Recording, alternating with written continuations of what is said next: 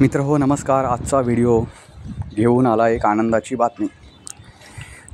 माझ्यासाठी तर ती नक्कीच आनंदाची बातमी आहे, पण माझ्यावर नितांत प्रेम करणाऱ्या, माझा व्हिडिओ अगदी अतिशय तन्मयतेने बघणाऱ्या आणि मला मॉनिटराईजकडे पोचवणाऱ्या, शून्यातून मॉनिटराईजकडे पोचवणाऱ्या सर्व रसिक प्रेक्षकांच्या आशीर्वादामुळे, त्यांच्या प्रेमामुळे आणि त्यांनी मला जे मी वेडेवाकडे व्हिडिओ बनवले, तोडके मोडके व्हिडिओ बनवले, ज्याच्यातून विचार व्यक्त करण्याचा जो प्रयत्न केला, त्याच्यावर नितांत विश्वास दाखवून मला मॉनिटराईजपर्यंत पोचवलं, त्या सर्व रसिक प्रेक्षकांचे आभार.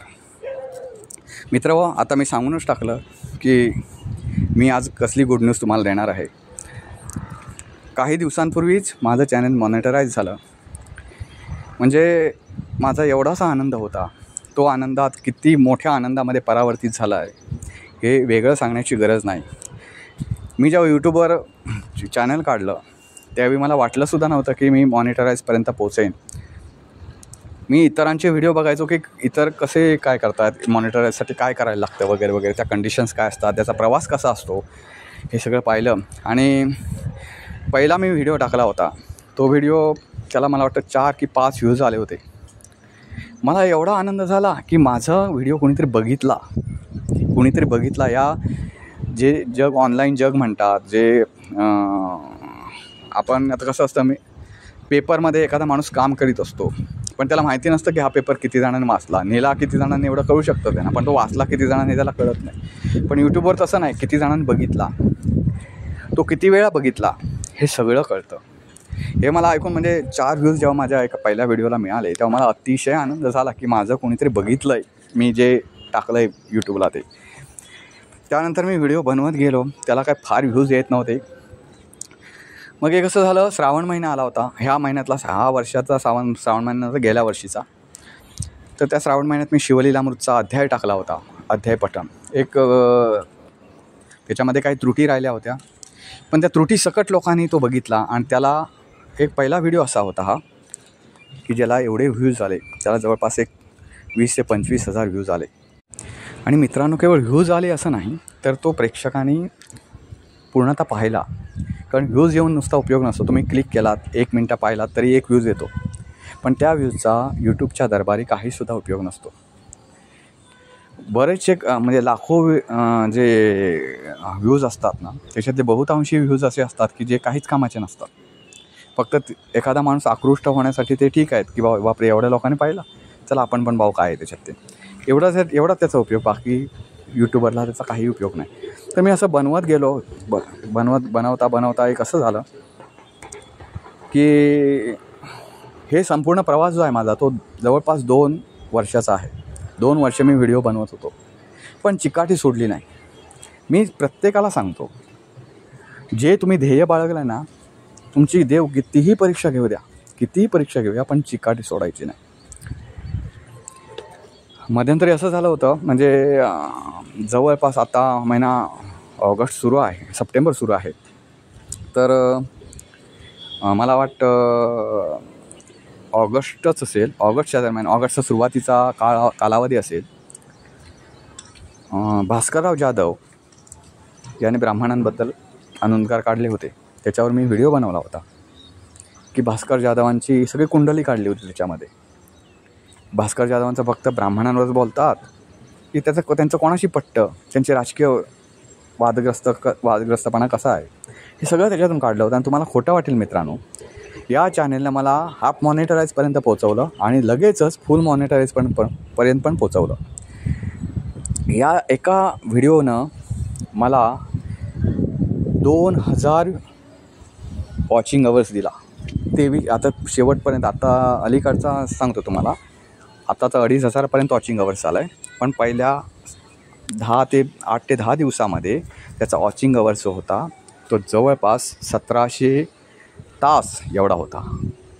त्यानं मला 603 सबस्क्रायबर मिळवून दिले एका व्हिडिओनं.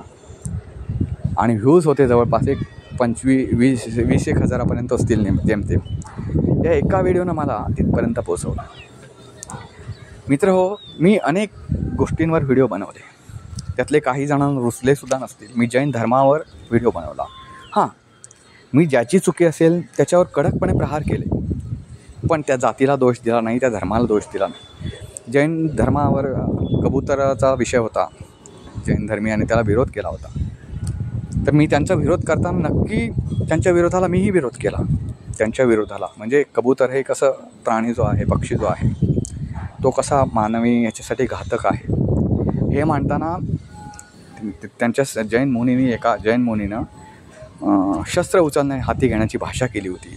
ती किती अशोभनीय होती हे सांगताना मी जैन धर्माला दोष दिला नाही, त्या फक्त मुनीवर बोललो आणि जैन धर्म कसा चांगला आहे हे सुद्धा मांडलं. मराठा आंदोलनाच्या वेळी जरांगेंवर टीका केली, पण व्यक्तिशः जरांगेंवर टीका केली. मराठा समाजावर काही शब्द मी मराठा समाजावर पण बोललो, त्यांचं कुठे चुकलं आणि ते मागे एवढे का पडले.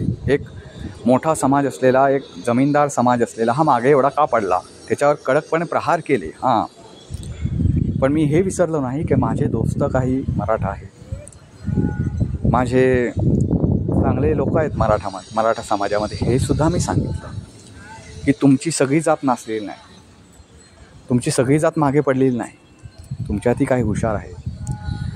जे म्हणजे कसं माहिती आहे का मित्रांनो, मला बॅलन्सिंग बोलायला आवडतं. जे रोकटोक आहे ते रोकटोक बोलतो मी सुद्धा, पण एक माणूस एक आंबा नाचला म्हणून आपण अख्ख्या आंब्याला नाव नाही ठेवत, अख्ख्या आंब्याच्या जातीला नाव नाही ठेवत, तर त्या आंब्याला नाव ठेवतो जो नाचलेला आहे. आज समाजामध्ये असं होतं आहे ना की 2-4 लोक जर वाईट निघाले की त्यांना जातीवाचकच शिवीगाळ करायची आणि ती जातच कशी वाईट आहे ते सांगायचं लोकांना. मला तसं कधीही पटत नाही आणि मला वाटतं या माझ्या विचारांनी असेल, माझ्या सगळ्या प्रकारच्या सगळ्या जातींमध्ये माझे दर्शक आहेत. हां, एखाद्यावर बोललो, साधा मी मराठा समाजावर ज्यावेळी बोललो त्यावेळी तिथल्या लोकांना, काही लोकांना आवडलं नसेल. हां, पण मला सांगायला मला अभिमान वाटतो, त्यांनी ज्या कॉमेंट्स केला त्याच्यात एकही असंस्कृत शब्द नव्हता जो आपल्या संस्कृतीच्या विरोधात जाऊन असेल. विरोधाला विरोध करणं हे विरोधाला विरोध करणं समजू शकतो, एखाद्या गोष्टीला विरोध करणं हे मी समजू शकतो, पण तो आपल्या संस्कृतीच्या चौकटीत राहून प्रत्येकानं मला विरोध केला, प्रत्येकानं कॉमेंट्स केली. माझ्या प्रेक्षकांचं, माझ्या रसिक प्रेक्षकांचं यश म्हणजे मी त्यांना मानतो ते ह्याच्यासाठी की कोणीही अशोभनीय अशी कॉमेंट्स केली नाही. माझ्या प्रत्येकाला काही लाईक मिळाले नाही आहेत, अनलाईक मिळाले, काही ठिकाणी कॉमेंट्स केल्या गेल्या, त्या मी स्वीकारल्या. मी त्याच्यातून काहीतरी शिकण्याचा प्रयत्न केला. तर हे मी केलं आणि महत्त्वाचं म्हणजे या सर्वांनी मला सांभाळून घेतलं, कारण मी म्हणजे कोणी ईश्वर नाही, मी म्हणजे कोणी साधुसंत नाही की मी चुकू शकत नाही. मी सुद्धा कुठेतरी चुकू शकतो, पण त्यांनी मोठ्या मनानं ते माफ केलं. माझे मायबाप प्रेक्षकांनी, ते कुठल्याही जाती धर्मातले असतील, त्या सर्वांनी मला माफ केलं. जे बरोबर आहे त्याला प्रोत्साहन दिलं, जे चुकीचं आहे ते चुकीचं आहे असं सांगितलं. पण ते सांगण्याची त्यांची भाषा ऐकून मी माझा महाराष्ट्र माझ्या प्रेक्षकांमध्ये शोधला. माझ्या महाराष्ट्राची एक संस्कृती आहे, त्यामुळे मी माझे प्रत्येक व्हिडिओ, मी एखाद्यावर चिडलो एखाद्या गोष्टीवर तरीसुद्धा कुठल्याही जातीच्या समूहाला, कुठल्याही धर्माच्या समूहाला त्यांची चुकी दाखवून दिली, पण ती अतिशय सभ्य भाषेत दिली.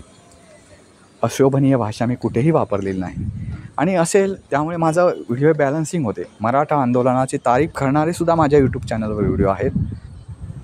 ज्यावेळी मी जरांगेंना झोडपलं शब्दाने, त्यावेळी मी हे पण मान्य केलं की जरांगेंची दिशा चुकली, पण राज्यकर्त्यांना आपल्या पायाशी आणता येतं हे फक्त आणि फक्त मराठा आंदोलनानं दाखवून दिलं. नंतर ते राजकीय स्वरूपात गेलं, काही लोकांनी बदनाम केलं. जरांगेंचा जो ट्रॅक आहे तो घसर ट्रॅकवरून त्यांची गाडी घसरली आंदोलनाची. या सगळ्या गोष्टी जरी घडल्या तरी ही गोष्ट मान्य करायला लागेल भारतात. म्हणजे असं आपण म्हणतो की राजकारण्यांचं काय आपण बिघडवणार, त्यांच्या हातात सत्ता आहे असं जे म्हणतात ना लोक, त्यांच्यासाठी मनोज जरांगे पाटील हा एक धडा आहे आणि मराठा आंदोलन हा दुसरा धडा आहे.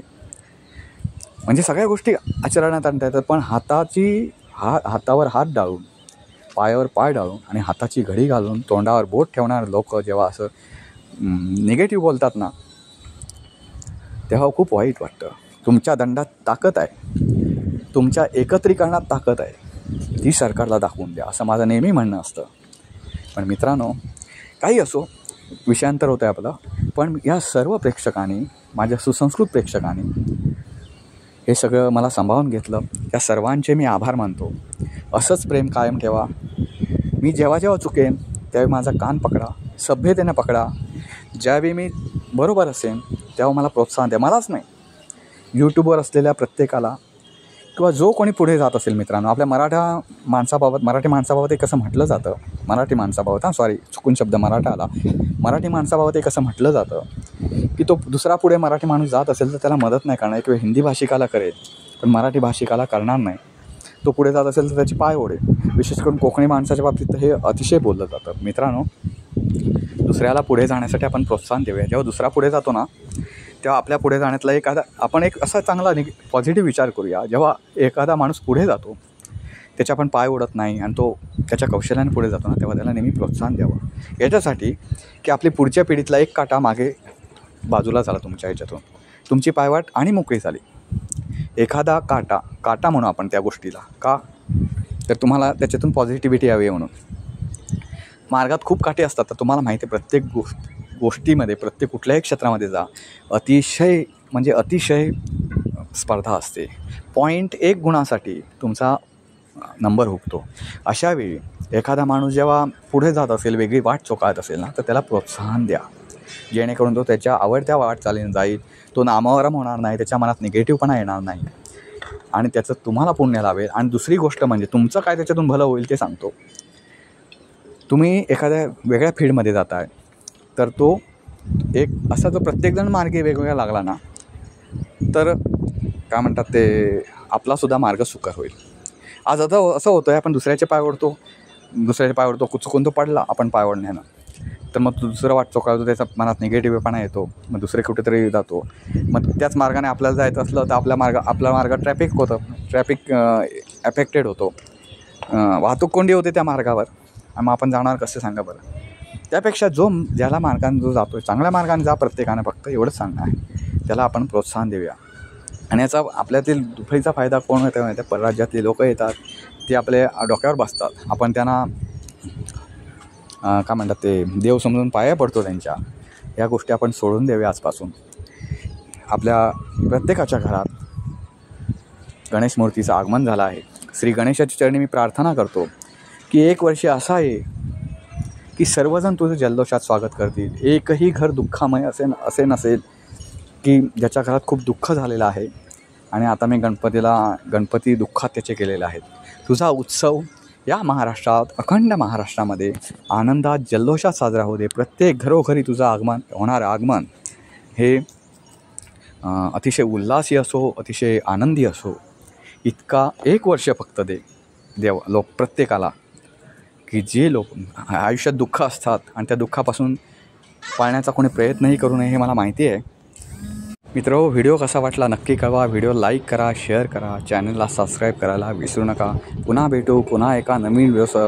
तुम्हाला सुख, शांती, समृद्ध आणि चांगला आरोग्य लाभो ही प्रभूचरणी प्रार्थना, श्री गणरायाचरणी प्रार्थना.